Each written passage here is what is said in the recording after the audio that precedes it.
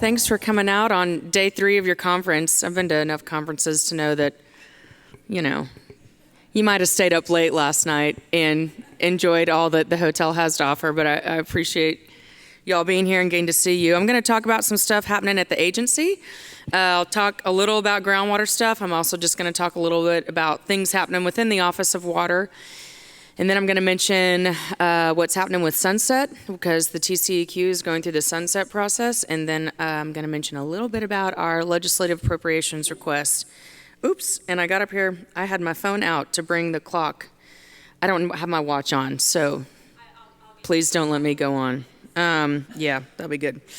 Okay, I will say first and foremost, while I'm going to talk about Office of Water things, I'm not here to announce who our new director is for the Office of Water.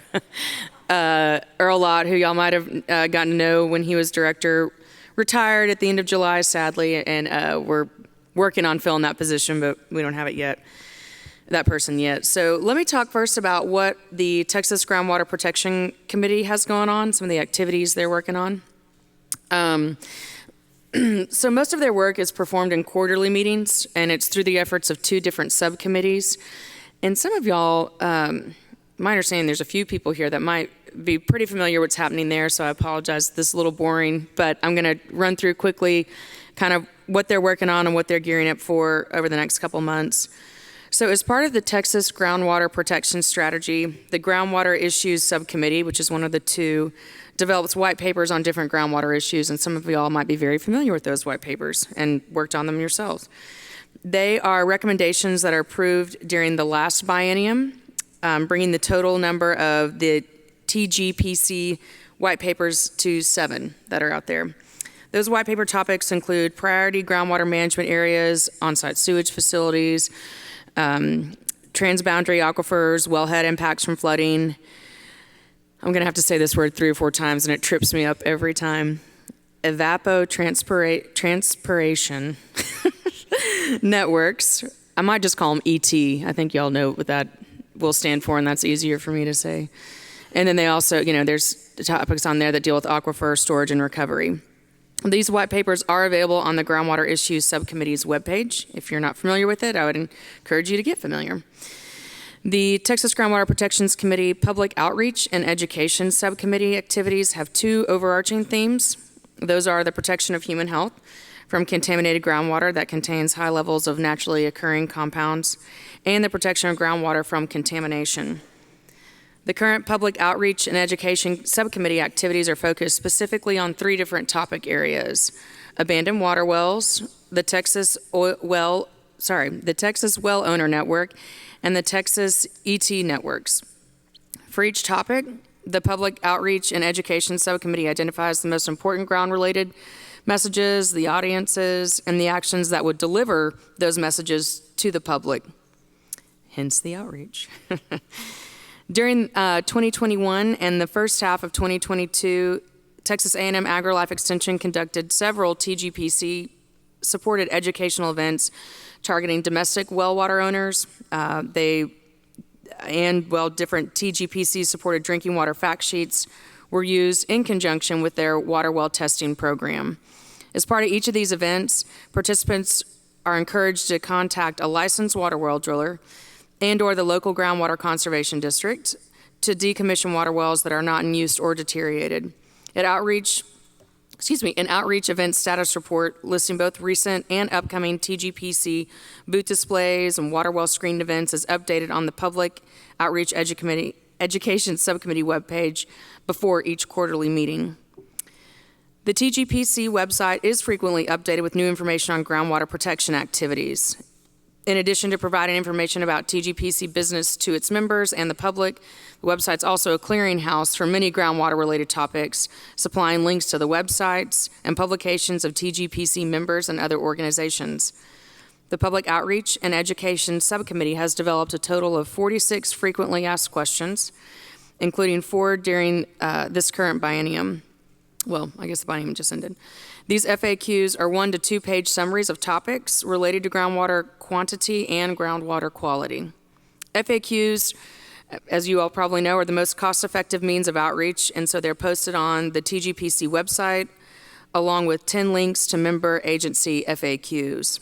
An email subscription service with over 6,600 recipients is used to notify the public of upcoming meetings and new TGPC website information.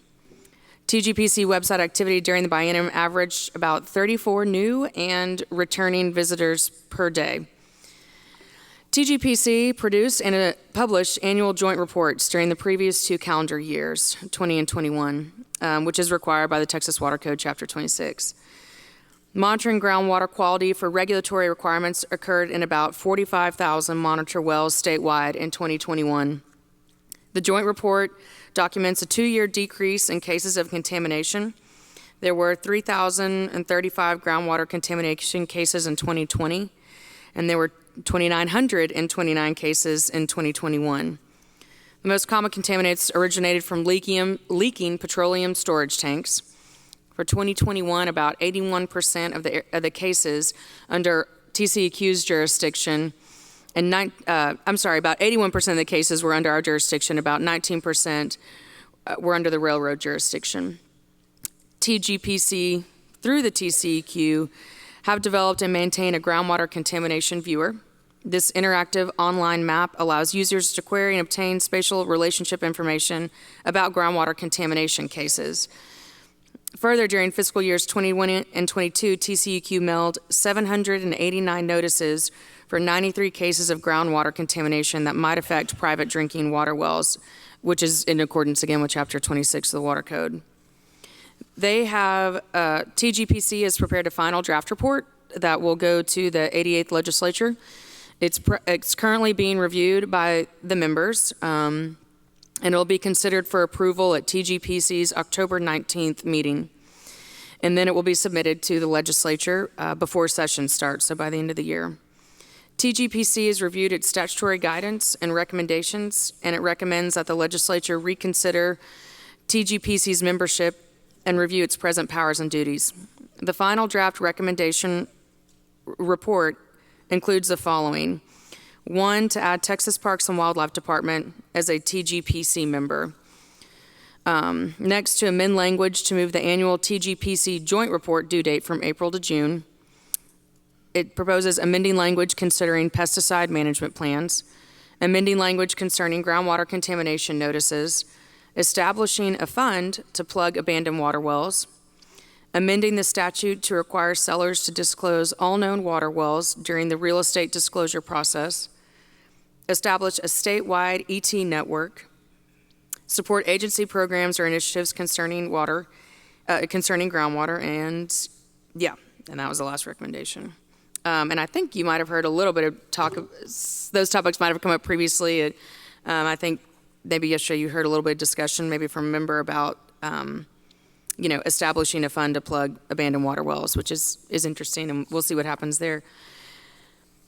TGPC has long recognized abandoned domestic, municipal, industrial, irrigation, and livestock water wells and the most significant threats to groundwater quality. TGPC recommends that the legislature provide positive incentives for landowner-initiated closure of abandoned and/or deteriorated water wells through the establishment of a statewide abandoned water well plugging fund. TGPC supports the 2019 Legislative Budget Board staff report that suggested a statewide abandoned water well plugging program and fund that be established. It's held outside of the General Revenue Fund, but retained within the state treasury. This program would be administered by GCDs within their territories and by TDLR in areas of the state that are not served by GCD. TGPC recommends that the legislature amend the statute to require sellers to disclose all known water wells, whether active or abandoned, during the real estate disclosure process, and to require that TDLR be notified if an abandoned water well is identified. The 2019 LBB report also suggested amending statute to increase information reported to buyers and to the state about abandoned wells during the real estate disclosure process. I think I was repetitive.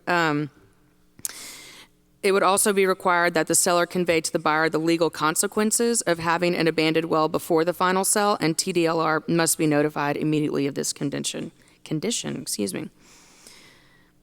Over the last few years, TGPC has become aware that some landowners don't realize their liability associated with the conversion of abandoned oil well into a water well, a process that requires an application to the Railroad Commission on a form identified as Form P13. When a landowner signs a Form P13, they assume certain responsibilities for plugging the reconditioned water well, should the water well become deteriorated and threaten groundwater resources. It's important for the landowner to understand the liability for owning an abandoned oil well that's been converted into a water well and the potential cost to plug the well should it, deteriorate. To this end, TGPC is updating the existing "Can I convert an abandoned oil or gas well into a water well" FAQ, and the Railroad Commission is working to add Form P13, that FAQ, to their website. So that's kind of my TGPC update. So let me mention a few other things that are going on at the agency that are water related and then kind of money related. We always have water issues that are keeping us very busy. Obviously, one item we've been very busy with this summer is the drought, which has affected just about everyone in Texas. We've had 2 priority calls made this summer, and I think probably most of y'all are familiar with what a priority call is, so I won't get into that, but if you need to know more, I'm happy to discuss it. They were both made outside of a water master area. They were both on the Colorado, and when we went out there, there was water present as both of those, so we didn't have to suspend any water rights. There have been a number of suspensions done by our water masters in the area on the basins where we have water masters. Most of those have been temporary water rights that have been suspended, but that has been ongoing all summer.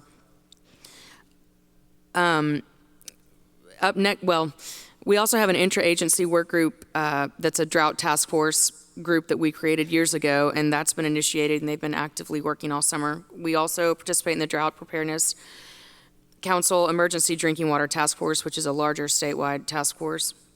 I will tell you, as far as public water systems, I think most of you probably know this, but they are required to notify us, the TCEQ, whenever they initiate any water restrictions that they have put in place in order to implement their drought contingency plans.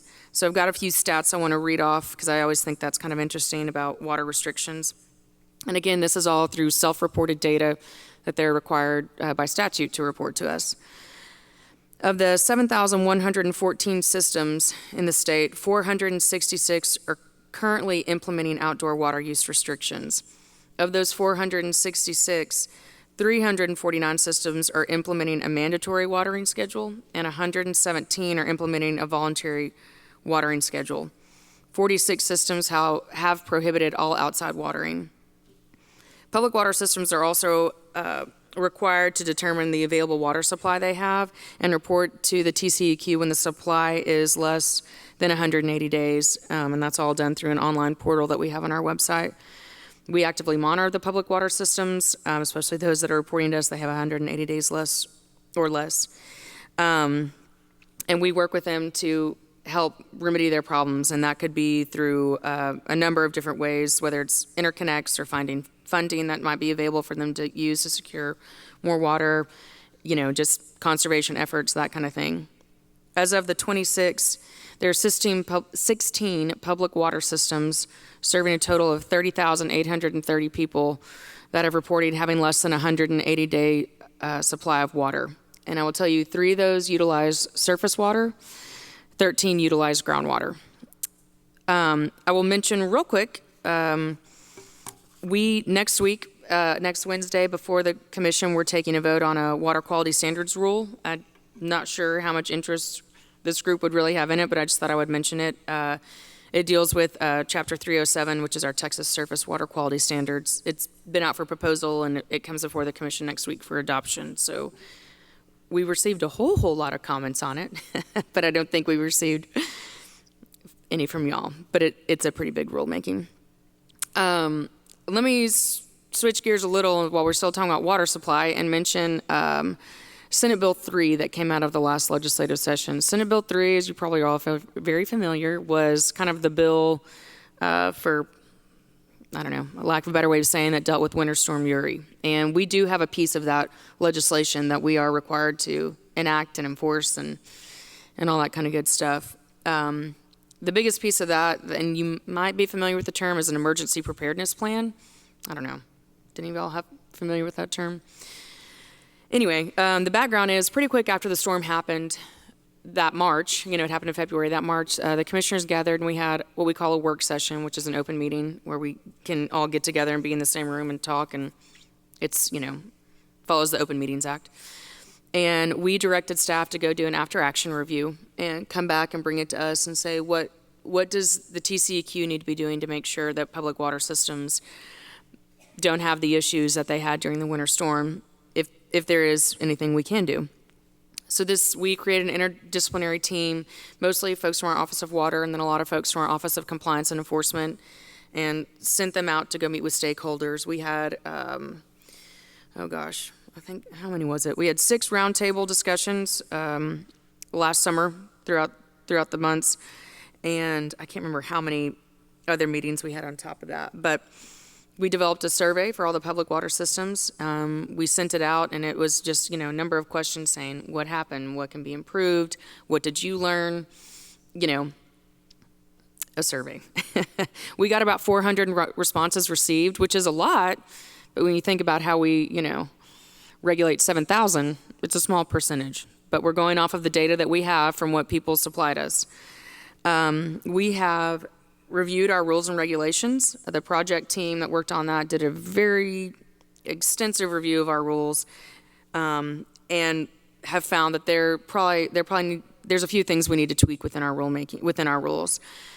One of the biggest things we found, and one of the biggest needs we heard from public water systems, was we need more training, a lot more training. And so, we don't need statutory authority to do that. We don't need to update a rule in order to provide more training. So staff has been working very hard and very actively over the past year to communicate with water systems all over the state and say, and provide, we've updated training manuals, we've sat down, we worked with them, we've answered the questions they have, and we've partnered with EPA on a lot of things and done a lot of, we did a resiliency workshop with EPA, that kind of stuff. And so a lot of it's been resiliency training, but we've been actively working on that with people. The follow-up to that came before us this spring. The interagency staff presented to the commissioners again kind of what they had found through the survey, what they had learned from meeting with people and talking to people. And so out of that, there are about 14 recommendations that came in front of the commissioners. And we said, sounds great, let's get after it. 7 of them can be accomplished just us updating manuals, us updating different little regulatory requirements we have that are not necessarily based in rule or statute, that are already happening and already done. The other 7 are, I should say probably, it's either 6 or 7, will require rulemaking, and that rulemaking is probably going to come before the commission in September this year, I should say. And so, if you're engaged with the water system, it will likely affect you. There is one recommendation that will require statutory change, and so we're going to go seek that from the legislature. And if you really want to know about all the recommendations, I can get into them, but I will tell you probably the most controversial one, if I had to guess, will be for those, I'll just read it how it's probably going to be written out. We're going to be adding requirements to increase the duration of fuel storage for public water systems and affected utilities with an on-site generator or plan to use an on-site generator during emergency operations. So I think why this will be controversial, and the reason why I'm even mentioning, even though I know it probably doesn't affect a whole lot of y'all, but I really want input on this item, is because if we're going to be saying you need to have fuel on site to operate a generator, if you plan on using a generator so that we don't have, a water outage during a storm, how much fuel is appropriate to keep on site? Right now the rule says 8 hours. And all the surveys, everyone we heard from across the state said it needs to be more than that. But what's the right number? And so staff is going to put a number, of how many hours of fuel storage you should have. But if you think about it, if you're a big city, if you're San Antonio, if you're Houston, that's a whole lot of fuel that you're going to have to store on site. And if you're storing fuel, there's other requirements that you have to, all of a sudden you might need an air permit. I mean, we've kicked you into a category of requirements that you might not be used to having. So the reason why I mention that is because everyone agrees it needs to be more than 8, right? That storm was days long. But what's the magic number? And again, this won't affect every water system. It's just those that say they're going to be keeping a on-site generator or plan to utilize an on-site generator during emergency. But that's a tough one to answer. And I'm learning there's a whole lot of requirements. There's a whole lot about fuel that, I don't necessarily know. Fuel can't just sit in a tank for a long time. It's got to move. It's got to turn over, for lack of a better term. And so if we're going to require you to have days worth of fuel, how are you going to do that? How are you going to maintain that? So if I had to guess, my guess is that's going to be the most difficult recommendation to work through, and that'll be through a rulemaking at the agencies. So if you have thoughts, I have called people already and said, you got to tell me what you think about this, because we want to get it right, but we've got to up that number. But what's the right number? So tossing that out there. That's truly a matter I'm all ears on. And, commissioners at the agency, a lot of times we don't have the ability to talk to you about anything pending. So anything like a permit, anything like a enforcement matter we can't talk about, but rulemakings I can talk about. So let's talk about it. What I will, I've got like a couple more things to mention. I'm going to skip forward to probably some stats, because I got the 5-minute window here to mention this, and I really want to. So well, I will tell you before I get into my stats, if y'all are familiar with our sunset report, there was really only one little line mentioned about groundwater, and it said the sunset recommended a statutory requirement that TCEQ hold its annual meeting regarding priority groundwater management areas in a public setting, and we responded with the will of the legislature, whatever they want. That's what they want to vote and put in the report. Okay, we'll do it. Don't feel real strongly about that item. Other ones we do. But let me mention this real quick. So like everyone out there, we have workforce issues. And so some of these numbers I want to read off just so y'all understand what we're working with. They're pretty wild. We're a very large agency. We have almost 2,900 employees. We currently have 429 vacancies, which is a significant amount. Last week we had a work session to hear updates on what is happening. What are we doing to try and retain our employees? What are we working on to improve our workforce situation?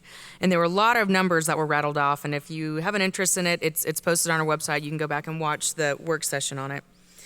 But there was when you're a state employee and you leave, the state auditor's office, a different agency, sends you a survey basically asking if you'll fill it out. And there's a number of questions that say, why are you leaving, and da-da-da-da. And then every quarter, they send us all the surveys that have come in over that past quarter. And so the data I'm going to share with you is from the first 2 quarters of this year. And they're anonymous, so we don't know who the employees are, but this anonymous data that former employees have filled out. So we know from those responses that in the first quarter of this year, 41% of the people that left for better pay. We know the second quarter of this year, 61% left for better pay. Or benefits. They lump those into better pay / benefits. We looked at the salary ranges of those employees leaving. 40% made $50,000 to $75,000 in the first quarter. 48% made $50,000 to $75,000 in the second quarter. So it's kind of our entry to middle range employees that we're seeing the highest turnover in. And here's a really, really interesting stat that I want to share. This kind of blew my mind in a good way. For the same data, for the first quarter, 67% of the employees said that they would return to the TCEQ. And for the second quarter, 81% said they would return. So to me, that tells me, okay, it's not that our employees hate their job. It's not that they're unhappy, but they have to go elsewhere for better pay, for better benefits. So that leads me into the last thing I'll mention, which is our legislative appropriations request. Like every state agency out there, we're asking for a lot of money, and the bulk of our ask is in order to pay our employees more so that we can keep them, because them turning over quickly is hard on everybody, right? It's hard on us. It's hard on y'all. I will mention that in our Office of Compliance and Enforcement, which is our regional employees mostly, and they're the folks that go out and do the investigations and that kind of thing. Of our 429 vacancies, 129 of them are in that division. So, when we're charged with protecting human health and the environment, and we have that many vacancies, it becomes a challenge. And so our biggest ask is to get a lot of money, more than I can ever remember us asking for. And with that money, we would be able to touch the bulk of our agency employees, and cross our fingers that helps and makes a difference. We are asking for money for 3 other things, and then I will be done. 2 of them are IT related, and one of them came out of the Sunset Report. They said, "Hey, y'all's website, whoa, it needs improvement. It's not very searchable." Yeah, y'all are like, amen. Yeah, why am I just now getting to that one? Anyway, so I think the way we're saying it is the agency needs money to improve our usability and make it more user friendly. And Sunset said that in their report. So anyway, I am happy to talk to anyone about our LAR requests anytime. We only have 4. 2 of them are IT, 1 are for employees' salaries, and 1 is for our lease and maintenance at all of our different offices, because they're not all state-owned buildings, and we have to pay leases in some of them. And leases go up and they come up for renewal, and so there's just maintenance costs that we've got to pay for. So with that, I will stop.